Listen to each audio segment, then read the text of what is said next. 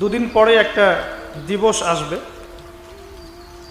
যে দিবসে এই বিশ্বের কোটি কোটি মানুষ আল্লাহ পাকে সরাসরি অবাধ্য হবে। এমনভাবে অবাধ্য হবে যে মানুষের জায়গায় থাকবে না। মানুষ তার প্রবৃত্তির পাশবিক দাসত্ব করবে। এদের যৌন চাহিদা আছে, সেক্সুয়াল চাহিদা আছে, একে অপরের সাথে কোনো মাহারামের সম্পর্ক নাই। এরা পড়াশোনার নামেই হোক, চাকরি বাকরির নামেই হোক, ভ্যালেন্টাইন্সের নামেই হোক, যে কোনো নামেই হোক, এরা একে অপরের সাথে মিলেমিশে একাকার। এরা কথা বলছে, কথা বলার পরে আরও কাছে যাচ্ছে, ভালোবাসার প্রণয় বিনিময় করছে, এক পর্যায়ে কফি খাচ্ছে, ডেটিংয়ে যাচ্ছে, ঘুরছে ফিরছে। এই করতে করতে করতে এক পর্যায়ে তারা হারাম জেনায়ও লিপ্ত হয়ে গেল, বিছানায় চলে গেল। এই সম্পর্কের পর দেখা যায় সম্পর্ক ব্রেকআপ, শেষ। এবং এই ঘটনাগুলোর নাম দিচ্ছি আমরা কাছে আসার গল্প। কার কাছে? যার কাছে আল্লাহ যেতেও নিষেধ করেছে, বলে তাকরাবুজ জিনা। আর আমরা বলছি না, কাছে আসারই তো গল্প। কাছে আসার গল্প হতে পারে মায়ের সাথে, মায়ের কাছে আসার গল্প হতে পারে, স্ত্রীর কাছে আসার গল্প হতে পারে, আমার সন্তানের কাছে আসার গল্প হতে পারে, দেশের কাছে আসার গল্প হতে পারে। কিন্তু হারাম জেনার কাছে আসার কোনো গল্প হতে পারে না। কি হতে পারে? জাহান্নামের উপন্যাস হতে পারে। কি হতে পারে? জাহান্নামের আমলনামার একটা উপন্যাস হতে পারে। উপন্যাস বোঝেন না? আল্লাহ পাক এই যে কিয়ামতের মাঠে আমলনামা ছুঁড়ে দিবেন, ছুঁড়ে দিয়ে আমলনামা ঘুরতে থাকবে, কারো ডান হাতে কারো বাম হাতে। যার হাতে আমলনামা আসুক না কেন, যে হাতে আসুক না কেন, আল্লাহ পাক সবাইকে একটা কথা বলবেন, ইকরা কিতাবাক, তুমি তোমার কিতাব পড়ো। কাফা বিনাফসিকা আল-ইয়াওমা আলাইকা হাসিবা, আজকে তুমি তোমার হিসাব নেওয়ার জন্যে যথেষ্ট। আমরা সবাই একটা করে উপন্যাস লিখছি, আমরা সবাই একটা করে উপন্যাস লিখছি আমলনামা আমাদের কাজের মধ্য দিয়ে। আর এর চেয়ে ভয়ঙ্কর বিষয়টা হচ্ছে, এই উপন্যাসটা আপনাকে পড়তে বলা হবে সবার সামনে। আমার কথা মনে বোঝা যায় না? আমরা একটা গল্প লিখছি আমলনামায়, উপন্যাস লিখছি, যার একটা মোমেন্ট বাদ যাচ্ছে না। এই যে এখন আমরা বসে আছি, এটা আপনার উপন্যাসে উঠে গেছে, আমলনামা উঠে গেছে। মাফ করবেন যদি কালকে আবার দেখেন যে আমলনামাকে উপন্যাস বলে যা ব্যাখ্যা করল আবু তোহা, এবার এই শব্দ দিয়ে আবার তুলকালাম করে ফেলেন। বুঝানোর জন্য বলেছি, যুব সমাজ উপন্যাস বোঝে, এই জন্য বলেছি। যুবকরা উপন্যাস বোঝেন না? আপনারা বিভিন্ন উপন্যাস পড়েছেন, যারা জেনারেল লাইনে পড়েছেন অনেক উপন্যাস পড়েছেন। এই জন্য বললাম, বুঝানোর জন্যে আমলনামা কখনো উপন্যাস নয়। যে আপনি আর আমি একটা উপন্যাস লিখছি, নিজের গল্প নিজেই লিখছি, নিজের কাজের মধ্য দিয়ে নিজের উপন্যাস নিজেই লিখছি। এবং এটার মধ্যে সবচেয়ে ভয়ঙ্কর কথা হচ্ছে, এইটা সবার সামনে আমাকে পড়ে শোনাতে হবে। আমরা কি পারবো? এই জেনা, এই মাদক, এই পর্নোগ্রাফি, হারাম, জুয়া, ক্যাসিনো, অন্যায়, অত্যাচার, বেনামাজি, দুর্নীতি, ঘুষ, সুদ, এইগুলোর সব কথা সবার সামনে পড়ে শোনাতে আমরা কি পারবো আদৌ? আমরা কি প্রস্তুত? পড়তে কিন্তু হবেই ভাই, সবাইকে পড়তে হবে। আলেম, জালেম, কাফের, মুশরিক, মুনাফিক সবাইকে পড়তে হবে। ইকরা কিতাবাক, এক বচনে এসেছে, মানে এক একজন মানুষকে আল্লাহ পাক বলছেন যে তুমি তোমার বই পড়ো, তোমার কিতাব পড়ে শোনাও। কাফা বিনাফসিকা আল-ইয়াওমা আলাইকা হাসিবা, আজকে তুমি তোমার হিসাব নেওয়ার জন্য যথেষ্ট। আল্লাহ পাক আমাদেরকে কথার গভীরতা বোঝার তৌফিক দান করুন। এই হারাম জিনিসগুলোর মধ্যে সবচেয়ে ডেঞ্জারাস এই ফ্রি মিক্সিং। ফ্রি মিক্সিং কি জিনিস? একজন বেগানা মেয়ে একজন বেগানা ছেলের সাথে মিক্স ঘুরবে। এখন আপনি কথাগুলো মনে হচ্ছে রূপকথার মতো মনে হবে, কারণ বাস্তবতার সাথে কোনো মিল নাই। বাস্তবতায় আপনি গিয়ে দেখবেন যে স্কুলে পড়ছে মাশাআল্লাহ গায়রে মাহারাম ছেলে মেয়ে, এবং নাম দিচ্ছে এরা friends, just only friends, friends only, বন্ধু, ক্লাসমেট। কিন্তু এর বয়স মাশাআল্লাহ 16, এর বয়স 20, বা এর বয়স 15, এর বয়স 18। উভয়ের যৌন চাহিদা হয়েছে বালেগ এবং বালেগা। এই বয়সে আসার আরও 5-6 বছর আগে সে বালেগা হয়ে গেছে। এবং তারা কিন্তু আলাদা আলাদা সেকশনে পড়ছে না। এমন যদি হতো মেয়েদের আলাদা স্কুল, মেয়ে টিচার, মেয়েরা পড়ছে, কোনো সমস্যা নেই। টোটালি বৈধ এবং সুন্দর, ভালো সিস্টেম। ছেলেদের আলাদা স্কুল কলেজ, ছেলেরা আলাদা পড়ছে, আলাদা, কোনো সমস্যা নেই। সমস্যা কোথায়? যখন এক ছাদের নিচে আমি সবাইকে বসিয়ে দিয়েছি এবং এরা একে অপরের সাথে মিক্স করছে।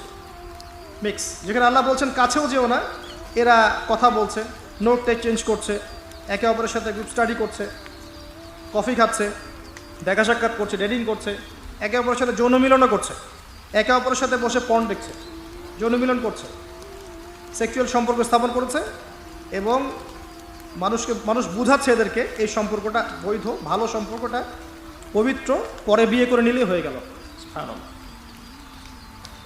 এই হচ্ছে এটা বাস্তবতা। বাস্তবতার সাথে ওয়ালা তাকরাবু জিনা আয়াতের কোনো মিল আছে? বাস্তবতা এক জায়গায়, কোরআন এক জায়গায়।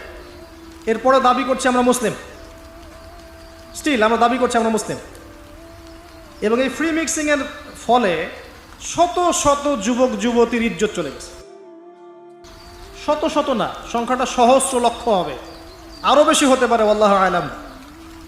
এগুলো তো প্রকাশ্য, গোপনে যে কত কি হচ্ছে আপনি তো জানেন না। যে সন্তান, যে মেয়েটাকে আপনি ছোট মনে করছেন, অলরেডি যে সে কতগুলো ছেলেকে এভাবে ছেলে বদল করতে করতে করতে করতে করতে করতে এই জায়গায় আসছে আপনি জানেনই না। যে ছেলেটাকে আপনি ছোট্ট মনে করছেন, এ যে কতগুলো গার্লফ্রেন্ড চেঞ্জ করতে করতে এই জায়গায় আসছে আপনি জানেন না। এবং এগুলোকে সে মনে করছে পবিত্র সম্পর্ক, কোনো সমস্যা নাই। কোনো কোনো ক্ষেত্রে দেখা যায় হিন্দু মুসলিম তারাও প্রেম করছে, বন্ধু বান্ধব, এবং তার কনসেপ্টটা হচ্ছে এমন যে সমস্যা নাই, পরে বিয়ে করে নিব, এটা চলছে। এবং এদেরকে আমরা উস্কে দিব এভাবে যে 14 ফেব্রুয়ারিতে তোমরা অবাধে মেলামেশা করতে পারো, কোনো সমস্যা নেই, বরং এটা হচ্ছে তোমাদের মত প্রকাশের স্বাধীনতা। এবং আমরা এটাও বুঝাবো ওদেরকে যে যারা এগুলোর বিরুদ্ধে বলবে তারা মৌলবাদী, তারা সমাজের উন্নতি, অগ্রগতি, প্রগতি চাচ্ছে না। তারা চাচ্ছে না তোমরা এগিয়ে যাও, বরং তারা তোমাদেরকে পিছিয়ে দিতে যাচ্ছে। কোথায় এগিয়ে নিচ্ছি আমরা এদেরকে? আমি জানি কোথায় নিচ্ছেন, এক্স্যাক্টলি বলতে পারবো কোথায় নিচ্ছেন। ইলাল নার, জাহান্নামের দিকে, জাহান্নামের দিকে এগিয়ে নিচ্ছেন, আর কোনো দিকে নয়। আসেন, এই মিক্সিংটা এখানে শেষ হলো না। এরপরে যখন সে কলেজ লাইফে গেল, সেখানেও দেখবেন সেম দৃশ্য, একই অবস্থা। দেখা যায় কলেজে মাঝে মাঝে আন্দোলন হয় না, হয় না? আন্দোলনে দেখবেন যে ছেলে মেয়ে একসাথে, ছেলের কাঁধে, মেয়ের কোলের মধ্যে ছেলে মাথা দিয়ে স্লোগান দিচ্ছে, মনে হচ্ছে যেন স্ত্রী। সুবহানাল্লাহ। হ্যাঁ, দেখবেন বিভিন্ন আন্দোলনের সময় দেখবেন কলেজ বিশ্ববিদ্যালয়গুলোতে, আমরা তো পড়েছি, আমরা তো বলতে পারবো, আন্দোলন হচ্ছে, বান্ধবী বসে আছে, বান্ধবীর কোলে মাথা দিয়ে বন্ধু, মনে হচ্ছে যেন স্ত্রী। স্ত্রী না পাবলিক প্রপার্টি, আল্লাহ ভালো জানে। পাবলিক প্রপার্টি যে কেউ ভোগ করতে পারে। এটা কলেজে শেষ থাকলো না, ইভেন স্কুল কলেজের মধ্যে দেখবেন যে আপনি টিচার একজন পড়াচ্ছেন, পুরুষ টিচার, এর চারপাশে মেয়েরা গোল করে বসে আছে ব্যাচ, পুরুষ টিচার মেয়েদের ব্যাচ পড়াচ্ছেন, মেয়েরা সবাই তার গায়ের মাহরাম। দর্শনটা এখানে এরকম না, এরা তো আমার মেয়ের মতো, এরা তো আমার মেয়ের মতো, এইভাবে, তুমি তো আমার মেয়ের বয়স। কথা বুঝতে পারছেন? তুমি তো আমার মামনির মতো। আর ওই মেয়েকে বোঝানো হচ্ছে টিচার তোমার বাবার মতো।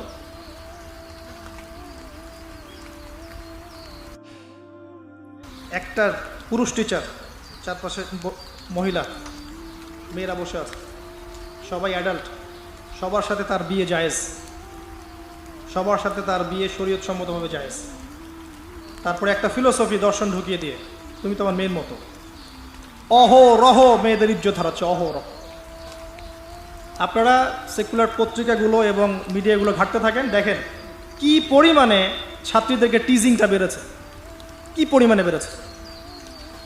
এমন অনেক ছাত্রী আছে, আমি বিভিন্ন রাষ্ট্রের নিউজ দেখি যে টিচাররা, একটা স্কুলের টিচাররা মিলে প্রাইমারি স্কুল থেকে শুরু করে হাই স্কুল পর্যন্ত অসংখ্য ছাত্রীকে রেপ করেছে, ভিডিও ধারণ করেছে, এখানে মহিলা টিচাররা ইনভলভ ছিলেন, এমন নিউজ এসেছে।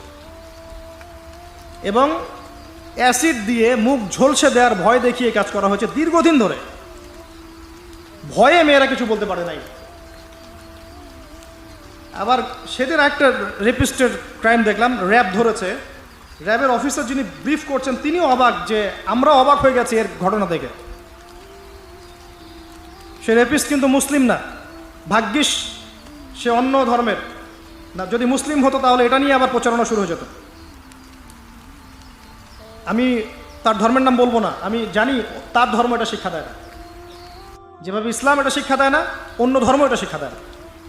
সে কী করেছে, রেপ করার পরে মেয়ে যেন গর্ভবতী না হয় সে সেভাবে তার শারীরিক একটা মানে মেডিকেল ট্রিটমেন্ট করিয়েছে। আমি জানি না, আসলে আমি এইসব বিষয়ে খুব একটা ভালো জানি না। এমন এমন এমন কিছু পদ্ধতি এখন নাকি বের হয়েছে যে যৌন সম্পর্ক স্থাপন করলেও কনসেপ্ট করবে না, ছেলে তার মধ্যে সেটা করিয়েছে, যাতে সে গণহারে রেপ করতে পারে একটার পর একটা, কেউ প্রেগনেন্ট না হয়। র্যাবের অফিসার ব্রিফ করছেন, দেখেন ভিডিও, ফ্রি মিক্সিং। যেখানে যাবেন, কলেজে আপনি যাবেন, আবার দেখবেন কখনো কখনো যে ছেলেদের ব্যাচ পড়াচ্ছে মহিলা টিচার, ছেলেদের ব্যাচ মহিলা টিচার। তুমি তো আমার ছেলের মতো, আর তাকে শেখানো হচ্ছে যে সে তো তার মায়ের মতো। আবার আমাদের ঢাকা শহর অত্যাধুনিক যে প্রতিষ্ঠানগুলো আছে সেখানে গিয়ে দেখবেন যে ফর্মাল ড্রেসে মিস ক্লাস নিচ্ছে, formal dress, shirt pant tie. আবার বিভিন্ন জায়গায় গিয়ে দেখবেন মহিলারা এভাবে শার্ট প্যান্ট গেঞ্জি জিন্স পরে ঘুরে বেড়াচ্ছে, শপিং মলসে, এয়ারপোর্টে, ওইখানে এইখানে সব জায়গায় চারপাশে। এটা তো ফ্রি মিক্সিংয়ের সাথে আরেকটা পাপ হলো কি, নবী সাল্লাল্লাহু আলাইহি ওয়াসাল্লাম বলেছিলেন যে শেষ জামানে এক শ্রেণী মেয়ে বের হবে যারা কাপড় পরেও নগ্ন থাকে। এরা সেই ক্যাটাগরি যাদের ব্যাপারে আল্লাহ রাসূল বলেছেন তারা জান্নাতে যাবেও না, জান্নাতের গন্ধও পাবে না। শুধু ফ্রি মিক্সিংটাই সমস্যা না, এবং এটা শুধু স্কুল এবং কলেজে সীমাবদ্ধ নেই, চাকরির ক্ষেত্রেও দেখবেন সেম। অফিসের বসের হাতে অনেক মেয়ে নির্যাতিত হয়েছে, বেতন বেশি দেওয়ার কথা বলে, প্রমোশন দেওয়ার কথা বলে। আর মেয়েরা তো একটু অবলা জাতি হয়, একটু অবলা হয়, তাদের একটু মায়া মহব্বত বেশি থাকে, ইমোশনটা বেশি থাকে, তারা খুব বেশি কনভিন্স হয়ে যেতে পারে। ভালো স্বপ্ন দেখিয়ে, রঙিন রঙিন স্বপ্ন দেখিয়ে তাদের কত মানুষ ইজ্জত নষ্ট করে ফেলেছে আল্লাহ ভালো জানে।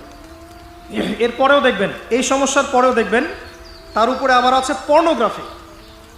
মানে মানুষ রাতের বেলা শুয়ে শুয়ে নগ্ন মুভিজ দেখছে আর দেখছে, দেখছে আর দেখছে। এটাকে উপরের লেভেল থেকে বন্ধ করার কোনো প্রয়াস নেওয়া হয়নি এখন পর্যন্ত। এমন অনেক কান্ট্রি আছে এই বিশ্বের মধ্যে যারা কিন্তু ইন্টারনেট সেকশনটাকে নিয়ন্ত্রণ করে। সব সাইট আমার দেশে চলতে পারবে না। ইভেন আমরা যে হারে ফেসবুক চালাই, চাইনিজরা কিন্তু এভাবে চালায় না। ওদের সামাজিক যোগাযোগ আলাদা মাধ্যম আছে, জানেন, সব জায়গায় একটা রেস্ট্রিক্টেড ব্যবস্থা আছে। পর্নোগ্রাফি যেগুলো দিয়ে ব্লু ফিল্মস দেখানো হয় সারা দেশের মানুষকে, একটা জাতির মানুষকে, এটা তো অ্যাটলিস্ট বন্ধ করা যেত। এটা বন্ধ করাটা তো নিঃসন্দেহে কোনো মৌলবাদী কাজ নয়, সন্ত্রাসী কাজ নয়, জঙ্গিবাদী কাজ নয়, তাই কি? এটা যখন আপনি দেখছেন সারাদিন ধরে, সারা রাত ধরে, এই ছেলেপেলেটা ম্যাক্সিমামই আসক্ত এগুলোতে। ইভেন এখন মেয়েরাও এগুলো দেখে। আপনি সেকুলার মিডিয়াগুলো রিপোর্টগুলো দেখেন, তারাই বলছে এগুলো। স্কুলে গিয়ে মেয়েদের ইন্টারভিউ নিচ্ছে, তোমরা কি এটা দেখো?